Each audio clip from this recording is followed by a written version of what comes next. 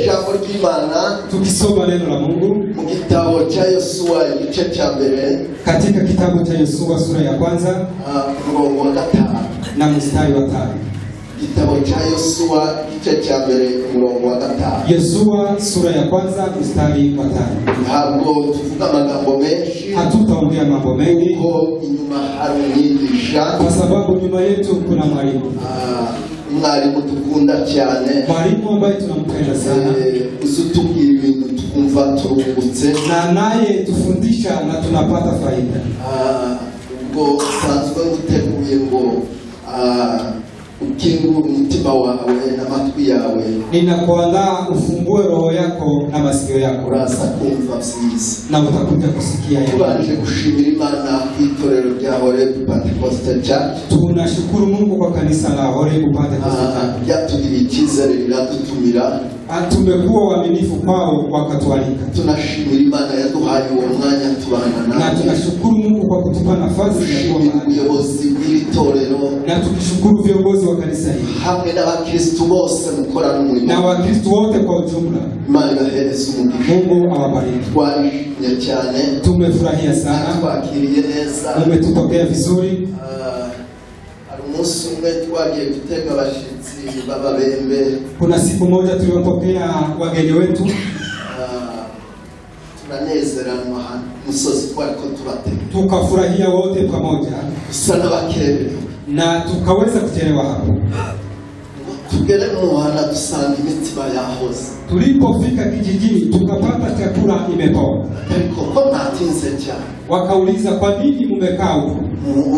Feroz arababwira ngo, lakini ndugu akawaambia ngo twaririmba indirimbo yanga gushira, tumeimba nyimbo na ikakaa bila kuisha. Ko ndabona twaririmba indirimbo tirishi, tunaweza tukaimba na nyimbo zikatae kuisha. Ko ndabona twogomba kuvuga ntibirangi, tunaweza tukaongea mambo ya saisha, iterwa n'umunezero abantu, lakini ni kwa sababu ya furaha kagira hagire iba wipanze neza yatusomera, aliyejipanga sawa sawa asome maandiko haya. Uwo murongo wonyine dusoma ni mstari huo pekee yake ambao tutasoma.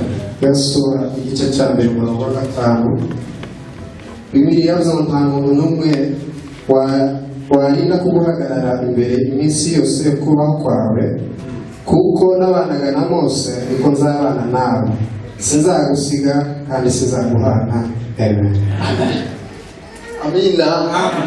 Tugiye kuganira mu mwanya mutoya, tutaongea kwa nafasi hii ndogo amagambo y'ihumure ry'abahamagara, maneno ya faraja kwa walioitwa, amagambo y'ihumure ku bantu bahamagawe n'Imana, maneno ya faraja kwa wale walioitwa na Mungu. Aya magambo tumaze gusoma hapa, maneno haya tumesoma hapa, ni umunsi umugaragu w'Imana Mose yari yarahamagaye, Imana yari yarahamagaye, ni siku ambayo mtumishi Musa Mungu alikuwa amemuita amaze gupfa. Alipokufa Imana iramubwira ngo zamuka umusozi wa Neri. Mungu akamwambia kwea mlima wa Neri, zamuka wagera mu mpinga ya Pisiga, akakwea mlima hadi kileleni. Amaze kugera iyo ngiyo, alipofika kileleni, Imana imwereka igihugu cyose, Mungu akamwonyesha nchi yote, Imana irangiza iramwica, na Mungu akamuua hapo nayo yonyine. Mungu yeye mwenyewe. Biblia nziku kuburyo yamwisha, Biblia haisemi vile Mungu amefanya, ariko ikavuga nayo yamwihambiye, lakini Mungu yeye mwenyewe akamsema, kandi abayisa kumubika,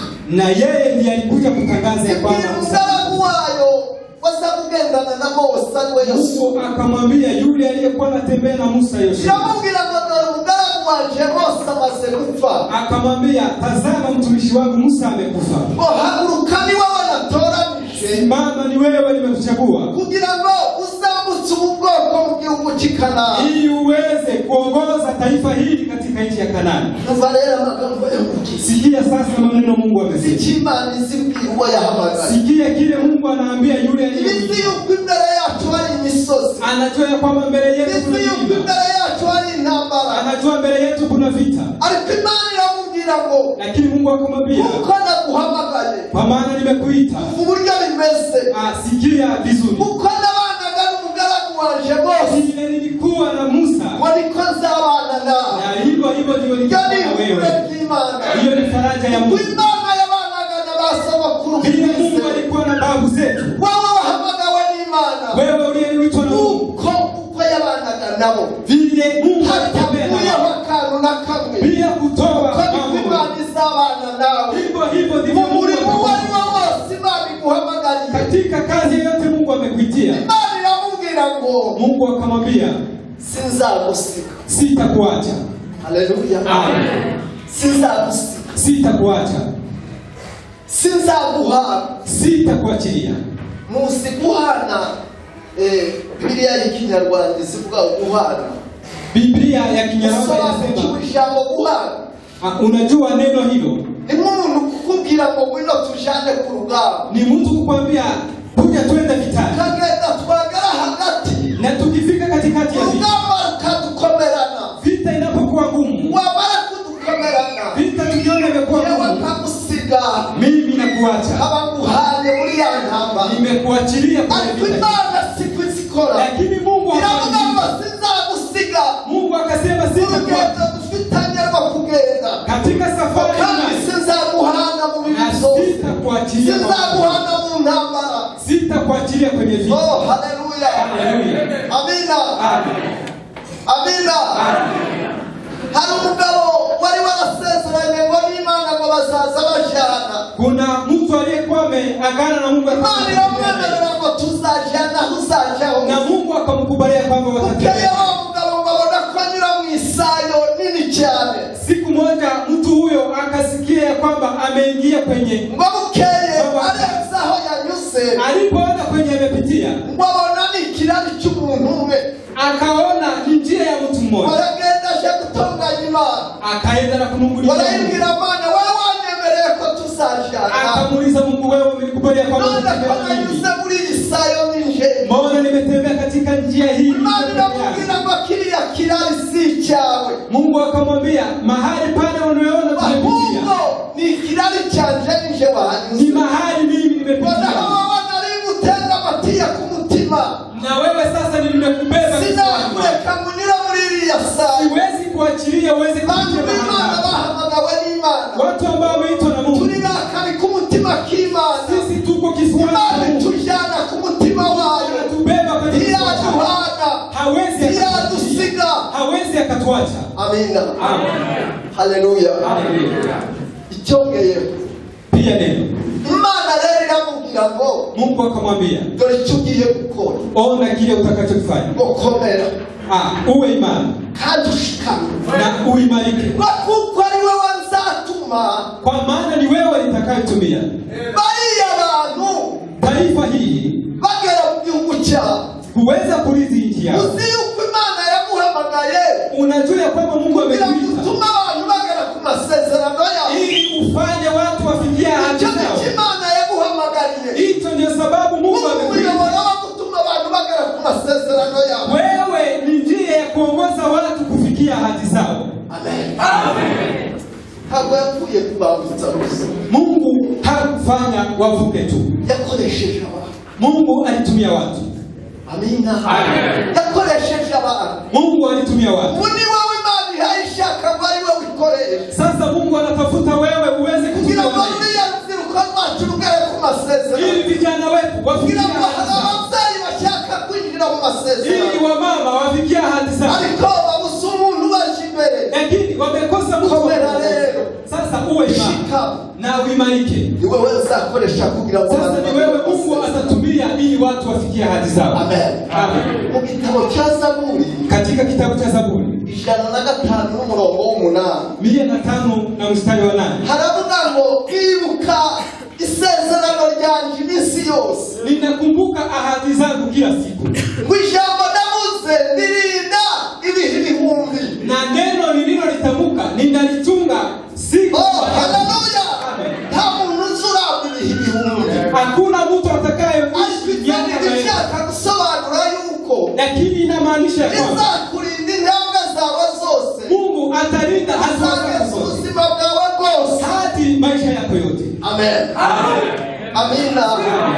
Nabonye Bishop Simon yinjira. Nilipomwona Bishop Simon akiingia, nibuka ahantu twigeze kuja, nikakumbuka mahali tuliwahi kwenda, tugiye kugurisha inka Saramabira na za Gasongo. Tulikuwa huko kuuza ng'ombe huko Saramabira na Kasongo. Sinzi impamvu ivyo bintu vyahise. Sijui ni kwa nini mambo hayo yamerejea kwangu. Sinari muzi. Sikukuwa namfahamu. Ni hano muri Kenya muboneye. Ni mahali hapa Kenya nimemwona. Ariko dusanga urusengero umuryango hejuru banditseho ngo Simon Gahungu.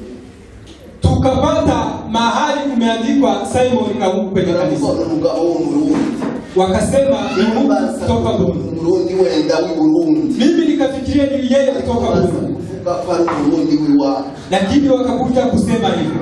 Wareba bena ho hantu. Na ukitazama mahali hapo, umuntu wachiriwe. Ni kama mtu ambaye ameachiliwa. Umuntu utagiriwa. Ni kama ni mtu wareba ho hantu buryo habese. Mahali hapo vile kulikuwa. Nushaka uzusema uvuge ngo hata uombe ukisema Mana wabanye na babishopu za Gasongo.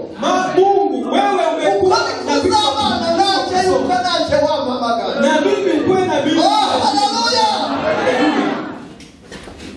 Bali kumwela. Mungu yuko pamoja na wewe.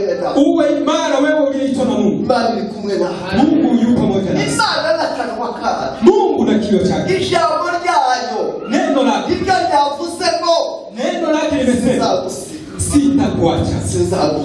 Sitakuachilia. Komera. Uwe imara. Shikame. Na uimarike. Wazakoresha. Ni wewe nitatumia. Ili watu wafikie hadi zao.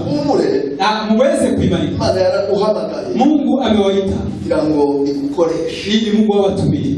Rero wewe ujiandae. Ujipange. Na ujipange vizuri. Ujipange sawa sawa. Ujipange sawa sawa. Zatuma wamutaba. Mungu atakufanya watumishi. Mungu awabariki.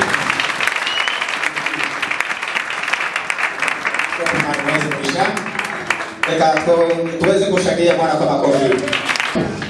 Haleluya. Haleluya.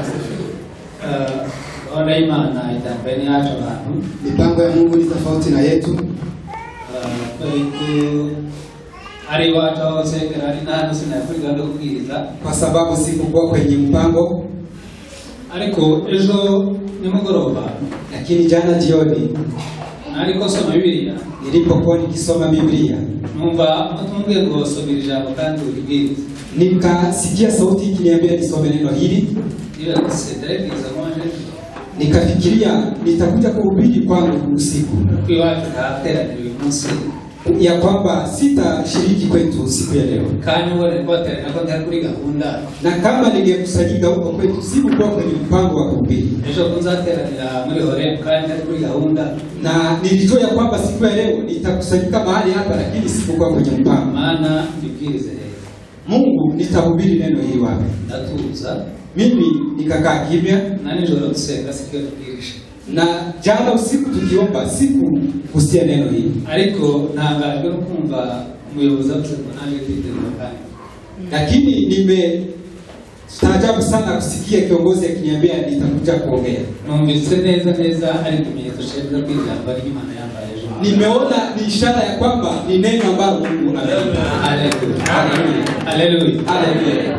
Rero nimagiye kurisoma, ninapojiandaa kusoma, tugatubwiye kurigana n'umwanya muto cyane na kuzungumzia kwa muda mchache, ulifate kwa rejea. Utambue kwamba ni neno lako. Ni yanje, ni neno langu, ni yaje twese. Na ni neno letu sisi wote.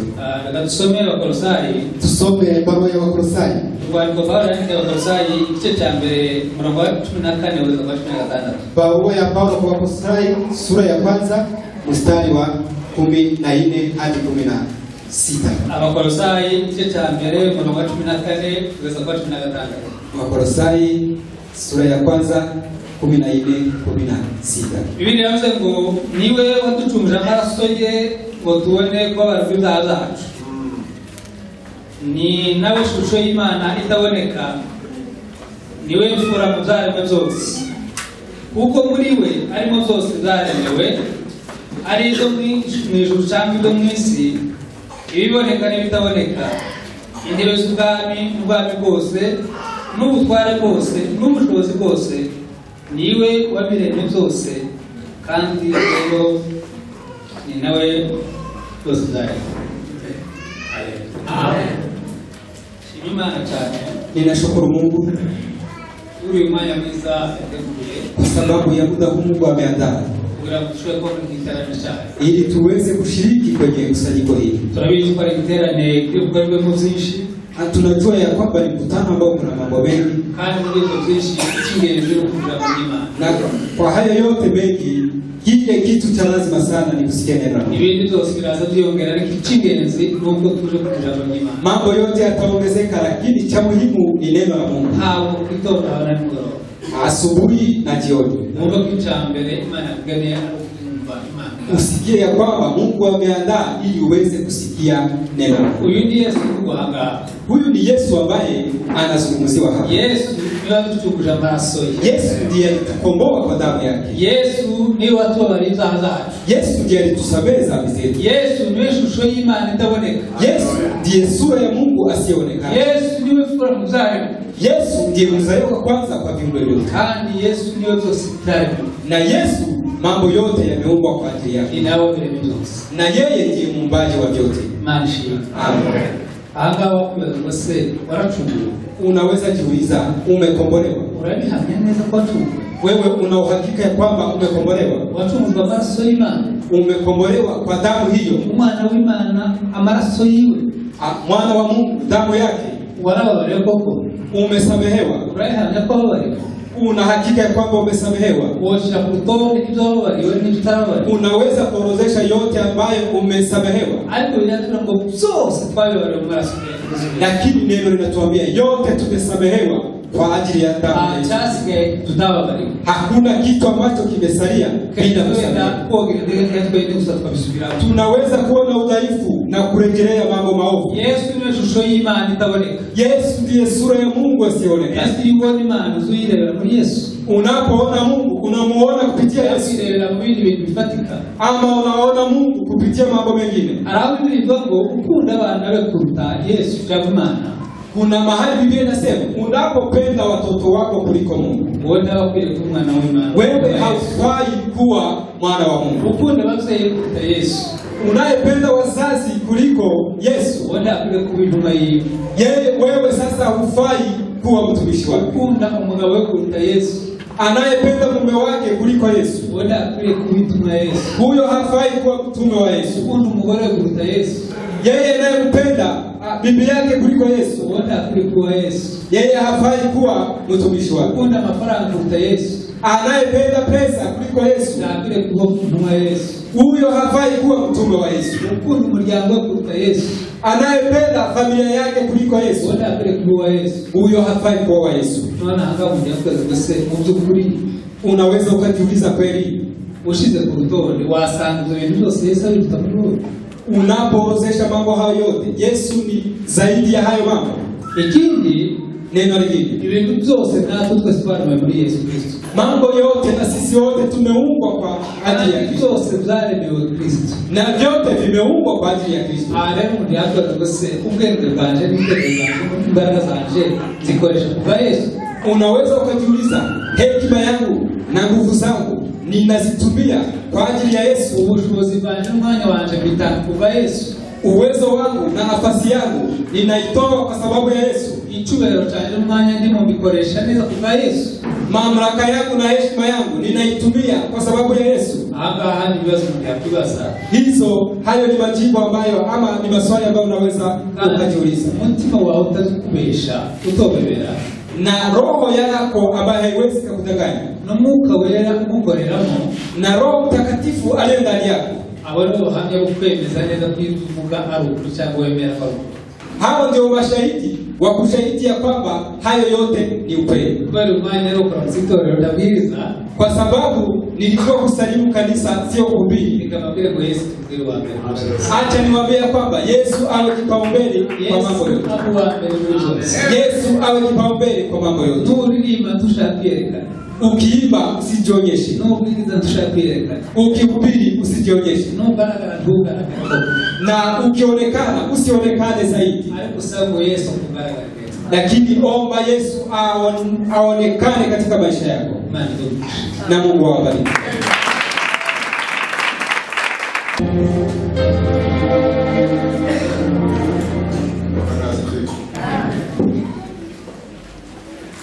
Bakundwa munezero mwinshi muri gitondo. Wapendwa, tunafurahi sana asubuhi ya leo. Tima yacu yuzuye amashimwe na roho zetu zimejaa shukrani. Imana yagiye idukorera byose kwa mambo ambayo Mungu amefanya kwa ajili yetu. Yagiye idushyira ku mwenda w'amashimwe. Mungu ametupa deni la shukrani. Ndio maana roho zetu zimefunguliwa sana. Kuko abambere babivuze, kwa maana wametangulia kusema twabanye na bene data hano kwa gatanu. Tumekuwa hapa tangu siku ya Ijumaa. Nejo twari kumwe na jana tulikuwa twarimo dusangira na tumeweza kuchangia bijanye n'umuhamagaro, kuhusu mwito, bijanye ndetse n'ubuyobozi bw'umwuka na kuhusu uongozi wa kiroho, ndetse no gusigwa kwariko n'uwasizwe uwariwe n'icyo gusigwa icyo na maana ya upako na yule aliyepakwa na vile upako unafanya. Nyuma rero ababanjirije kugica bavuga Imana imugisha, walionitangulia Mungu awabariki. Rero n'ubuyobozi Revera Sirone turabashimiye cyane. Tunawashukuru wachungaji na kanisa lote. Abashumba baturutse hirya no hino twishimiye kubana namwe. Wachungaji waliotoka mahali tofauti tunafurahia kuwa na nyinyi. Wale abasaza wa bishop na ababyeyi bacu twubaha kandi dukunda. Mabishop wote ambao tunawapenda. N'abashumba bagenzi bacu bandi bose dukorana n'ubushake. Na mapastors wote ambao tunafanya kazi pamoja. Rero kubera ko twavuze aya magambo ko twari dushobojwe mukaba tubashishije, kwa sababu tulizungumzia maneno hayo kile Roho Mtakatifu ametuwezesha. Umunsi ndagira ngo tunasubira kuganira umuhamagaro ndetse n'ubuyobozi ndetse no gusigwa. Siku ya leo sitaki tuongelee mambo hayo ambayo tuliongea juzi na jana, kandi ndashaka niba bicokeye kwigisha. Natamani kama itawezekana kufundisha. Ariko sije wigisha ahubwo umwuka umira akigisha muri jewe. Na sio mimi nitafundisha bali ni Roho Mtakatifu atapitia kwangu na kuweza kufundisha. Sasa tugetufatia imisi 3. Ni kwa nini tumechukua siku 3 hizi? Ko tuzi neza. Ni kwa sababu tunajua ko ijambo y'Imana litubwira ngo neno la Mungu linatuambia mukundane kuko nabaho. Pendane kwa sababu nimewapenda. Mukundane. Mupendane kuko nabaho. Kwa maana na mimi nimewapenda. Nta wundi mwenda tubafitiye. Hakuna deni keretse urukundo rusanzwe mitima yacu. Isipokuwa upendo ndani ya roho. Kandi ejo twarishimye n'ubu dukomeje kwishima. Na jana tumefurahi na leo tumefurahi. Hakiza kinezeza ko kumva tutangiye kuganira kuhajya bwa data. Hakuna furaha nyingine isipokuwa kuweza kushuhudia Bwana. Hajya bwa data buzakukora hangu. Ushuhuda wa Bwana unawanisha kishi umutima wangu kanezero. Roho yangu inafurahi na roho yangu inafurahia. Bwana asifiwe.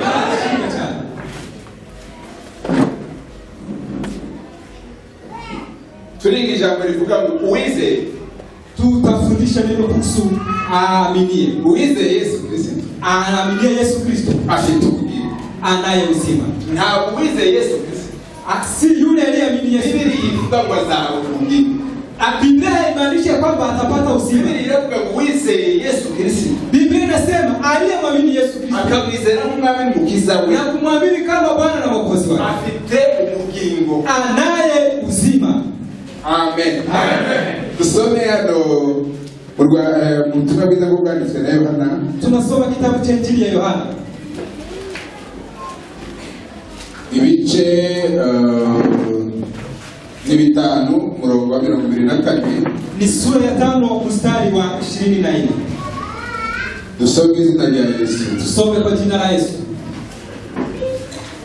Nukuri ndababwira yuko urumva ijambo ryanje akizera uwantumye abafite ubugingo buhoraho kandi ntazacirwaho iteka, ahubwo abapfuye mu rupfu ageze mu bugingo. Amen. Bwana asifiwe. Bakundwa, mbere yuko tuganira rino jambo, ndugu, kabla tutaongea maneno haya, nashimye ko dusobanura amagambo atatu y'ibanze cyangwa ane. nimeona vizuri tuweze kutafsiri mambo mawili ama matatu. Ndavuga igisobanuro muncamake kuvuga ubwa kabiri, Nitasema kuhusu kuzaliwa upya, mvuge agakiza, na niongelee kuhusu wokovu mvuge kwizera, na imani. hanyuma mvuge n'ubugingo. Baadaye tutakuja kusema uzima. Ukuvuga ubwa kabiri, Kuzaliwa upya. Nikodemu yigeze gusanga Yesu Kristo. Nikodemu akamjia Yesu Kristo. Aramubwira ngo ntawokora ibyo urimo gukora Yesu mwigisha. Akasema hakuna anayeweza kufanya yote unayofanya mwalimu, Ngo keretse yaravuye ku Mana. isipokuwa ametoka kwa Mungu. Nikaho yarabajije ikibazo cyiza. Ni kama aliongea vizuri Kandi byagaragaraga ko yemeye ibitangaza Yesu agenda akora. na inaonekana ya kwamba alikubali zile ishara ambazo Yesu Ariko alifanya. Yesu amurebye mu mutima, Lakini Yesu alipoangalia rohoni mwake, abona ko Nikodemu atigeze amwizera. akaona ya kwamba Nikodemu Abona hajaamini. ko Nikodemu atigeze avuga ubwa kabiri. Akaona ya kwamba Nikodemu bado hajazaliwa. Yari umunyamategeko mukuru cyane. Na Nikodemu alikuwa mwanasheria mkubwa sana, Amategeko ya Mose uko bukenda uko bwije. mtu ambaye alishika sheria za Musa kila Ariko siku. Yesu amurebye, Lakini Yesu alipomtazama aramubwira ngo ni ukuri. akamwambia, amini, Arakubwira yuko umuntu nitakwambia kwamba adashobora hawezi kwinjira mu bwami bw'Imana kuingia katika ufalme wa Mungu keretse abashije kuvuga. isipokuwa kuzaliwa mara ya pili. Amen. Amen.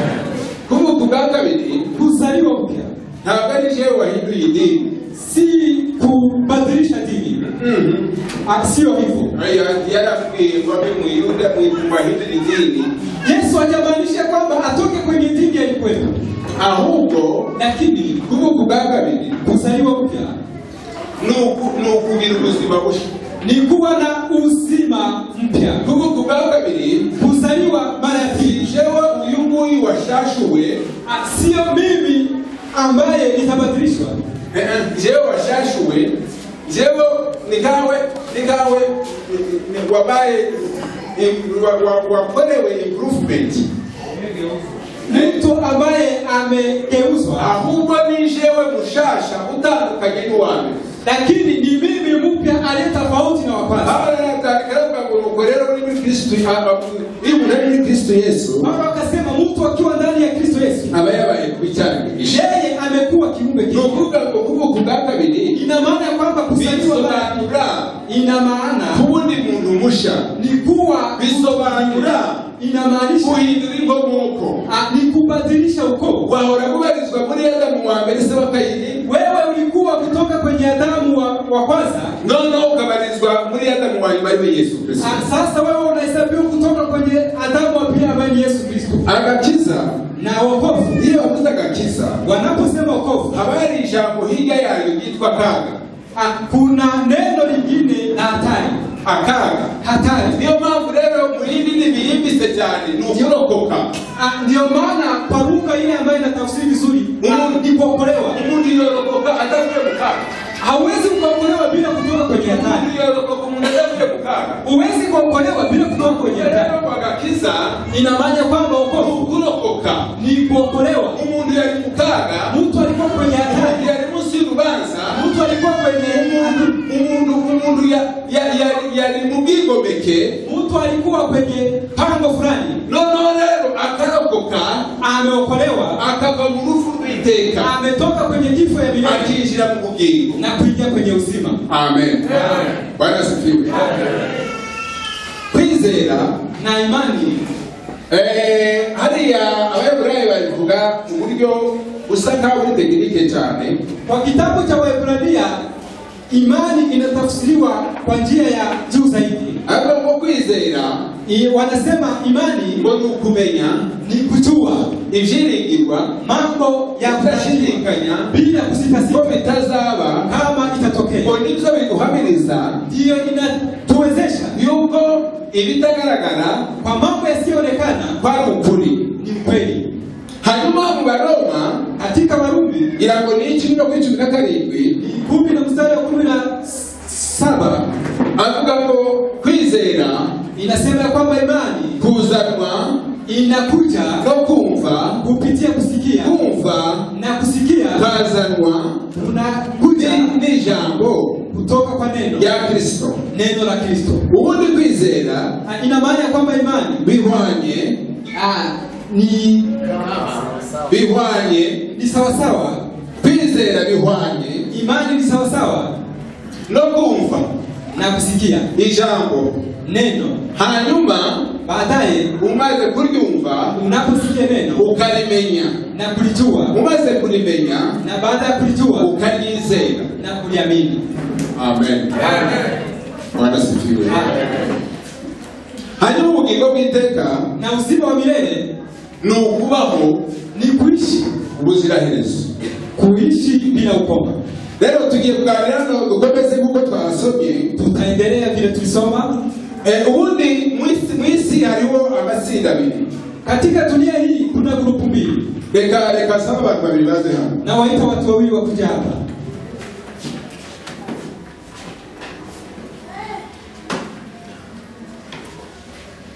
Bwana asifiwe.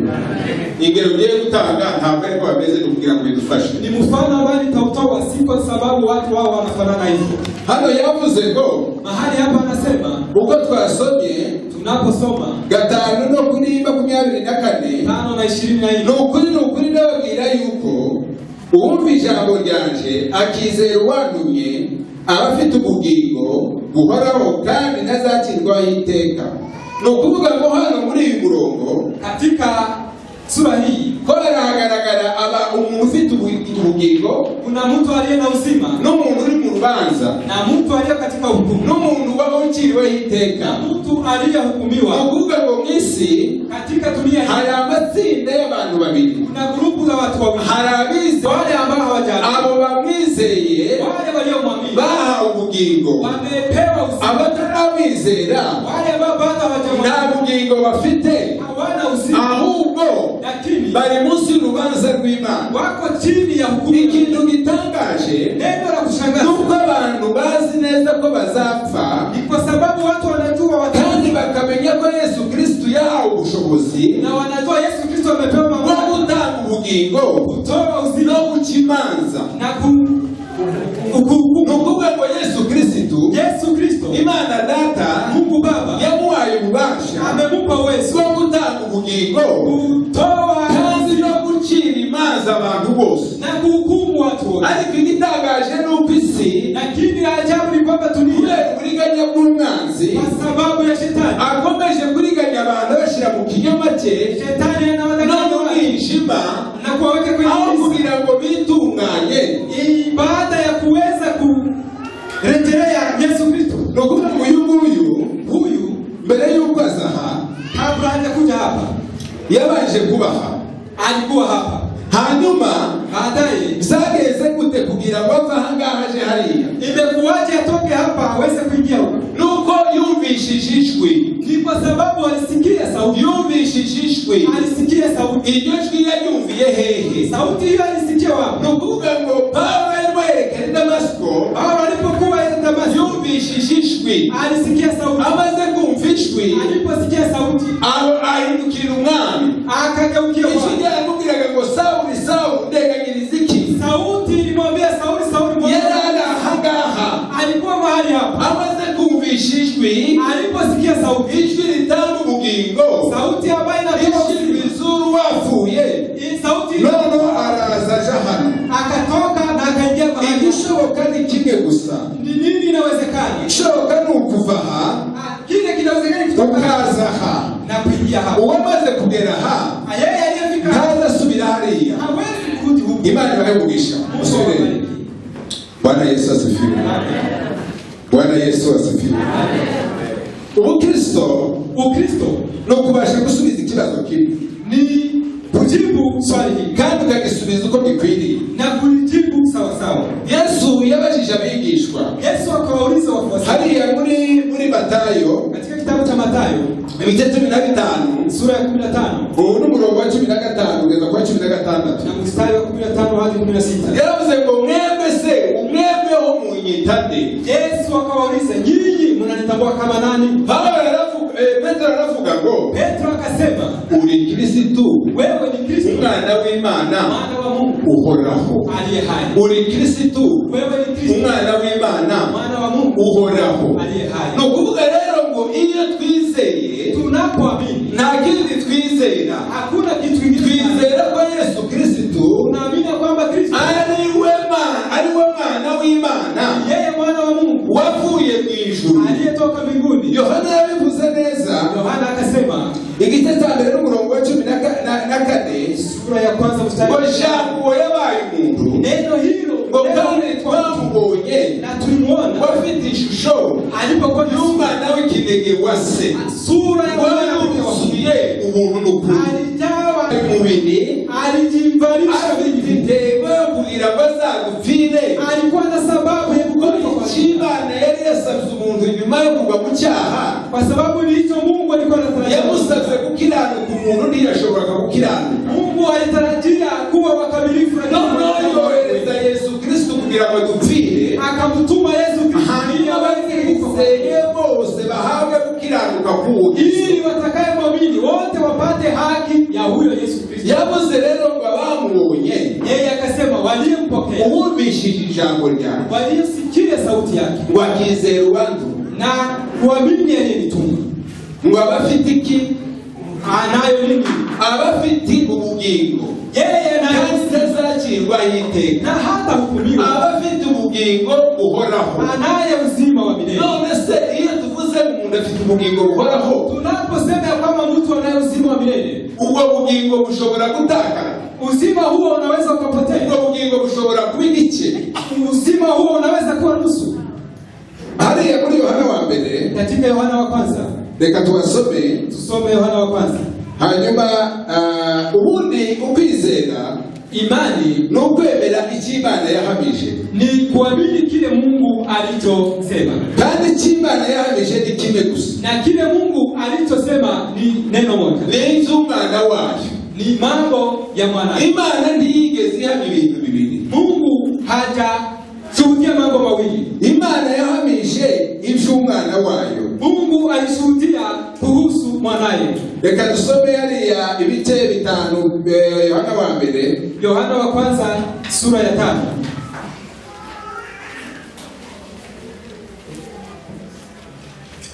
yego Yohana wa mbere ibice 5 Yohana wa kwanza sura ya 5 n'umurongo wa 11 tugeze kwa 13. mstari wa 11 hadi 13. Kandi uko guhamya nuko Imana yaduhaye ubugingo buhoraho, kandi ubwo bugingo bubonerwa muri Kristo Yesu, bubonerwa mu mwana wayo. Ufite uwo mwana ni ufite ubwo bugingo, naho udafite uwo mwana nta bugingo afite. Ibyo ndabibandikiye mwebwe abizeye izina ry'umwana w'Imana, kugira ngo mumenye yuko mufite ubugingo buhoraho. Amen. Amen. Bwana asifiwe. Amen. Bwana asifiwe. Ubundi ahantu hazacyanga abantu nabo, mahali ambapo watu wanapata kutolewa ni hapa. ni ugutahura ukuntu agakiza kagaragara mu bice bitatu. Ni kufahamu namna wokovu inaonekana kwa mambo matatu. Iyo wizeye umwana w'Imana, unapoamini mwana wa Mungu, ukihana na kutubu. Ukwihana bisobanura no guhindura ibitekerezo, metanoia. Kutubu inamaanisha kubadilisha. Wiga umushumba aravuye kutubwira vile mtumaji ametuambia. Rero ugahindura, wahora gutekereza muri ubu buryo, wewe ulikuwa unafikiria hivi, ugahindukira ugatekereza muri, lakini umebadilisha ukafikiria hivi. Rero muri uko guhinduka, katika mabadiliko haya, muri iyo sekonde nyine, katika sekonde iyo sekonde ubuvuzi bwa kabiri, iyo sekonde, kandi muri iyo sekonde nyine ufite ubugingo buhoraho, katika sekonde wewe ubugingo buhoraho ni 100%, na uzima huo ni 100 hadi 100. Hanyuma nyuma yo gukizwa, na baada ya wokovu ugatangira urugendo, unaanza safari. Ubwo rugendo rero tukagenda dukomeza gukizwa, na safari hiyo inaendelea kuokoka. Aha rero hagati niho haza kutugora cyane, mahali hapo katikati ndio tunapata kuko rimwe na rimwe tugasanga twakiraniwe, mara tunapata twashobojwe mara tumeweza. Ariko rero nuko mwavuze bashubavuye kuvuga ngo muzahura ni mu buzima bw'umuhamagaro. Wamesema kwamba kwa safari ya mwito muzabasha guhura n'ibibazo byinshi. Kuna shida nyingi. Tubuza mu Bakristo iyo bapushije umuntu wabo gukora mutima. Hamsikia Wakristo wanapopoteza wakavuga ngo wiye ataje kuba gakizi. Wanasema kama si wokovu ngo abantu babi watu wangefanya mambo yetu. Kuvuga rero ngo muri ubwo buzima bw'agakiza katika safari hiyo ya wokovu tugenda duhura n'ibibazo byinshi cyane, tunapatana na mambo duhura n'agahinda kenshi cyane, tunapatana na duhura n'imibabaro kenshi cyane, tunapatana na ariko icyo Imana idukiza, lakini kile ambacho Mungu anapeza kudukiza, Mungu anaendelea kututabara kama badafite ibyiringiro, anatufanya tusihuzunike kama wale ambao tugasoza ya jambo rivuga ngo sasa neno hili ambalo linasema ni yema bagowe n'abaremerewe. Ni mnaolemewa na sisi. Ubuzima bwa Kristo katika maisha ya twebwe tugira twikorera ibitwa. Sisi tunaye anayetudusanga nijoro twagize stress mu buzima. Anatupata usiku tunapokuwa na mashamburi n'ibyiringiro. Anamaanisha tukamutumbira. Na sisi tunaona ubuzima bwacu bwa Kristo katika maisha yetu tunadukomeza gutumbira Yesu Kristo. Tunamtazama Yesu niwe baza byo kwizera. Ndiye mwanzo wa imani. Kandi tuzagusohoza. Na yeye mkamilisha. Ariko iki gice cya kabiri cya kiza ntabwo kiba ijana ku ijana. Lakini sehemu hii ya pili si mia. Hanyuma icya gatatu na sehemu ya tatu ni misegonde mu gihe tupfuye. Ni katika sekunde mahali ambapo tunakufa. Kabla siku hiyo ni karibu. Nitakapoenda nitahama, sitaona tena majaribu, nitajazwa kwa kumtazama. Iyo tuvuye mu mubiri, tunapoondoka kwenye mwili, icyambere cyiza cyo kuva mu mubiri na kitu kizuri cha kuondoka nuko tuba dutsinze icyaha burundu. Icyaha kizongera kutugiraho imbaraga, sabi tena haitakuwa Satani atasuka kuturasanya, Shetani hawezi tuzongera kwiganyira, ahubwo tutajazwa kwa kumtazama, tuzishindwa ni sekunde imwe nayo, katika sekunde moja tu. Amen. Amen. Amen. Ukurero kuri ubuzima bw'agakiza tugenda duhura n'ibibazo byinshi katika safari ya wokovu ambayo tunapata shida. Hivi bituma dutangaza buriya bugingo, haitafanya tupoteze uzima huu. Amen. Bwana asifiwe. None ikibazo cyabaye, shida ambayo imetokea nuko abantu batabashije gusubiza kiriya kibazo, ni kwa sababu watu hawajajibu swali. Nibo bari mu madini, walipokuwa kwenye dini, nibo tuza tubona bakora imirimo y'kanisa, tunaona wanafanya kazi bitwara uko bitwara, abantu bakavuga ngo yaguye. Watu wanasema ntiyigeze akizwa, ntiyigeze asubiza kiriya kibazo, hajajibu swali. Yesu yabajije abigishwa, Yesu aliuliza, arabaza mbese mwita nde? Nyinyi mnatambua kama nani? Amen. Uri Kristo, wewe ni Kristo, umwana w'Imana, mwana wa Mungu. Amen. Iyo neno watu unapokiri ukabyatura yakoze cyane, pastor yakoze hariya ngo niwe watubabariye ibyaha byacu, ni yeye ametusamehe dhambi zetu zote, kandi muri we niwe duhabwa kubabarira, na katika yeye tunapata msamaha. Uwo nguwo niwe mfura mu mshale, na huyu ndiye mzaliwa katika mambo yote. Na mfura ikorao mfura mu mshale, mzaliwa wa kwanza katika mambo yote. Ndikwenda kuko yakoze. Acha nimsifu sababu nimeigusa sana. Mfura mu mshale, mzaliwa wa kwanza kwa mambo ambayo yameumbwa. Ni bande fura mao? Ni wakina nani wazaliwa wa kwanza? Ifura mao nukuvuga ngo ni ina maana ya kwamba Yesu yavuze ngo ni ifura mu mshale. Yesu anaposema ni mzaliwa wa kwanza, ntabwo ari position yo kuvuka, sio position ya kuzaliwa, ahubwo bijanye na responsibility n'imbaraga n'ubutwara, lakini ni majukumu yake na mamlaka yake. Muribuka wa Mose mu Egiputa, mnakumbuka huko Misri, igihano cya nyuma kugira ngo Farao areke ubwoko bw'Israeli, adhabu ya mwisho ili Farao achilie wana wa Israeli. Nubwo Imana yabwiye ubwoko bwayo, Mungu akamwambia watu wake, yarabwira ngo mubahe umwana w'intama, chinja mwana kondoo, kandi buri rugo rubahe umwana wayo, na nyumba iweze kuandaa mwana kondoo. Abatabasha kurangiza kubera ko ari bake babusangire, na wachache ambao hawataweza kumaliza waweze kushira amaraso, lakini damu ibaganiriza z'umuryango kwenye milango yao. Malaika murimbuzi naza, malaika mwangamizi akikuja, akabona ikimenyetso ikimenyetso akiona ishara azatambuka atapita. ese cyagize umutekano muri ruriya rugo rufite ikimenyetso nibo cyangwa ni cya kimenyetso? Kile ambacho kimefanya wawe na usalama ni wao. Abapfuye muri Egiputa ni bande? Waliokufa Misri ni wana. Ni bande? Ariko muri iyo tsinda hari itsinda rimwe ryapfuye, abana b'imfura, wazaliwa wa kwanza. Abana b'imfura wazaliwa wa kwanza bapfa muri Egiputa walipokufa huko Misri, ikimenyetso ilikuwa ni ishara. Imfura bravo. Mzaliwa wa kwanza yahagarariye barumuna be nyina bose. Sasa yeye amesimama kwa sababu ya watu kusana.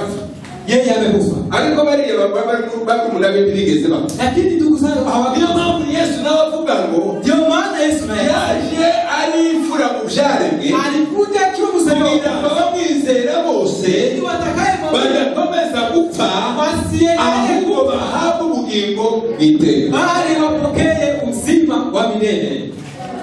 Haleluya. Yesu yaje nk'imfura mu byaremwe. Yesu amekuja kama mzaliwa wa kwanza, ahagararira inyoko muntu yose, akasimamia binadamu wote, arapfa ku bwacu, akafa kwa ajili yetu, kugira ngo twebwe ili sisi apfa mu cyimbo cyacu aduhagarariye twese, akafa kwa nafasi yetu, kugira ngo twebwe duhore mu bwenge, ili sisi tupate uzima wa milele. Bwana Yesu asifiwe. Tumumva ko hakusikia kwamba ukwizera imani ari ukwemera ni kuamini icyo Imana yahamye, kile ambacho Mungu amesema. Kwizera imani ni ukwemera ubuhamya, ni kuamini ushuhuda, icyo Imana yahamije, ushuhuda wa Mungu ameshuhudia, kandi icyo Imana yahamije na kile Mungu ameshuhudia ni ibyerekeye umwana wawe, ni kuhusu mwanaye. aravuga ngo abafite uwo mwana Akasema bafite ubwo bugingo, abatamufite wasiokuwa na bakiriweho iteka. wamehukumiwa. Ibi bibandikiye mwebwe abizera, Haya nimewaandikia ibi bibandikiye mwebwe abizera, haya nimewaandikia nyinyi ngo mumenye ko mufite ubugingo, mujue ya kwamba mnayo uzima. Yohana ibice bitatu. Yohana sura ya 3. Yohana ibice bitatu. Yohana sura ya 3. Murongo 31 kugeza kuri 32. Mstari wa 31 32.